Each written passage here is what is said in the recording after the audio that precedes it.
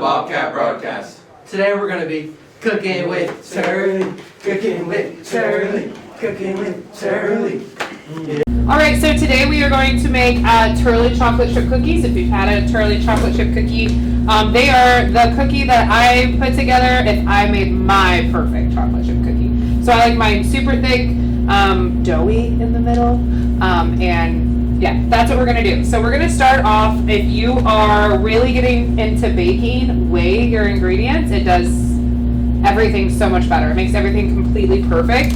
So you're going to see me not using cups and half cups and tablespoons today. I'm going to weigh all my ingredients, okay? So we're going to weigh everything in grams. Okay, so we're going to jump right in, and we're going to start off with 100 grams of sugar. If you go over or under a little bit, it's not too big of a deal. You just really want to make sure you're close. So 100 grams of regular sugar. And then, this is what makes it super, super wonderful, in my opinion, is brown sugar. So I'm going to zero it out, and we're going to do 247 grams of brown sugar. Brown sugar is much richer. It's got hints of molasses.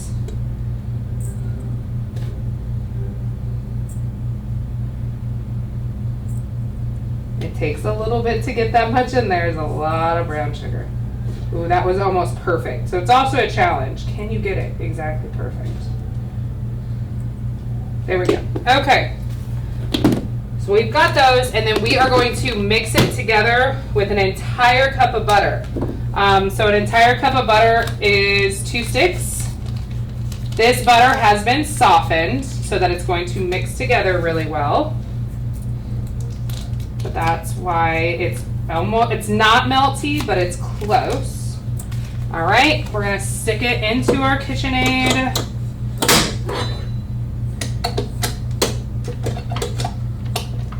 If you don't have a KitchenAid, you can use a handheld. If you have to do it by hand, you can, but it's definitely a little bit harder.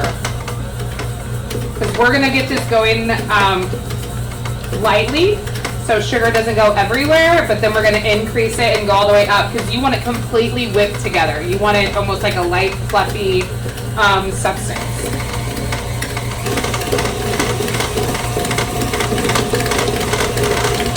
And while that goes, we are going to get another bowl. 1 second.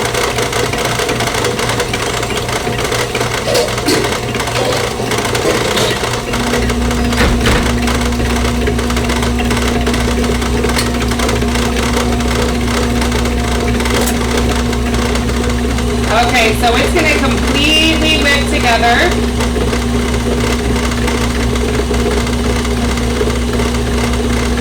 To that, I can show you. You can see it's all blended together. It's like one big pasty mush. Something you always want to do when you're baking is to scrape down the bowl. We don't want to lose all the good stuff in the bowl.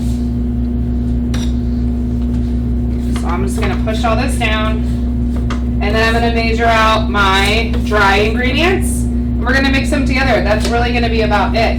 So for our flour, this is my kitchen fail last hour. I was making these in preparation and didn't put enough flour. I got distracted. So we're going to focus this time for 380 grams of flour.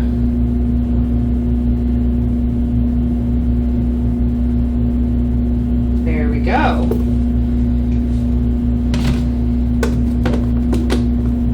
And inside of that, we have to have our leavener. So our leavener is going to be our baking soda in this instance, and we are just going to use 1 teaspoon. I like to use the box to get it all nice and level.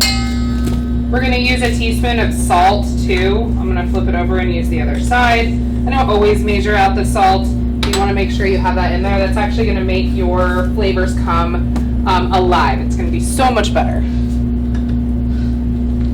We're going to mix these all around together,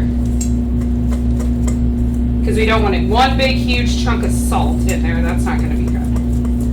Okay. Now that we're done with that, we're going to go ahead and add our 2 eggs. right into our bowl.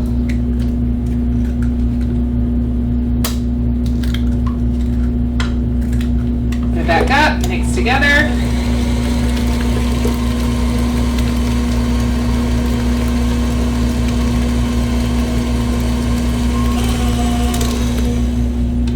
You're gonna put about 2 teaspoons of vanilla. I just really like vanilla, so I don't always measure it, but. All right, now essentially we've done all of the important parts. Everything is all put together. We just need to add our dry ingredients to our wet ingredients, and then we're gonna be good. So again, I'm gonna go ahead and scrape down the bowl. If I don't, we're leaving good things on the side, and if it's a really particular recipe, it could not be done correctly if you don't do it that way. Okay, so I'm gonna try to do this without making as much of a mess as I normally do. All of this flour and everything needs to go in there, but we're gonna do it about a cup at a time.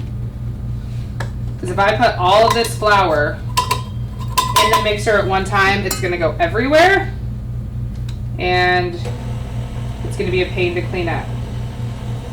So as that starts, I'm going to put another cup of it in there.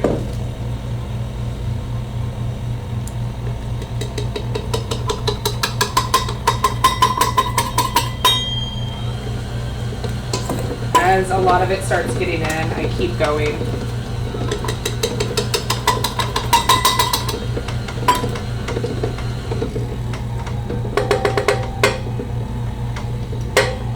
Alright, so we have the end of it in there. You just want to put it together until it has come together. You know, if you overdo it, your cookies are going to be super tough. So here's my other most important piece to my chocolate chip cookies. Most recipes are going to tell you to use a cup or 2. That's completely a lie. Use the entire bag. The entire bag. Also, anything other than milk chocolate chips are trash. So we're gonna put the entire bag in there. I keep it in my KitchenAid just because I think it mixes a little bit better. It's gonna get real thick. There we go. Now what I'm gonna do, what I normally do is I would put that in the refrigerator for 24 hours. And that's how they get all nice and thick and amazing. We're on a time crunch today, so we're gonna stick it in the freezer for about 10 minutes, and then we're gonna pop them in the oven. Okay, so now we've got our dough that if you did the full version, it's been sitting in the refrigerator for 24 hours. It's been in the freezer about 10 to 15 minutes. I use a cookie scoop. This is a ginormous cookie scoop. I normally do one a little bit smaller, but use a cookie scoop. It's way easier. Kind of balls it up. Like I said, this one is huge. I do make my cookies pretty big, but not normally quite this big. You can see how much easier it is to do with it. This is going to get us huge, ginormous cookies. Now, if you're trying to feed 100 people cookies, you can definitely make this recipe smaller. But for what we're doing here, and I am just making it technically for myself, I want it big, wonderful cookie. Move these a little bit more because I've got enough dough for one more. All right, and we're gonna pop these into a 375-degree oven for right at about 12 minutes. Okay, so ours are just about done. So the weird part if you make these cookies and the way that I like them is we're going to take them out and just the outside are golden brown. The inside are still kind of tan.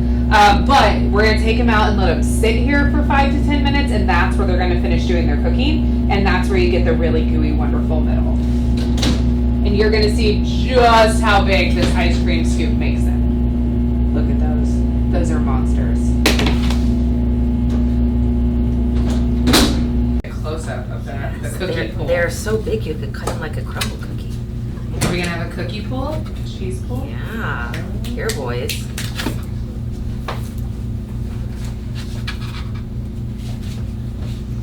A little sliver. Hey. Oh. I win.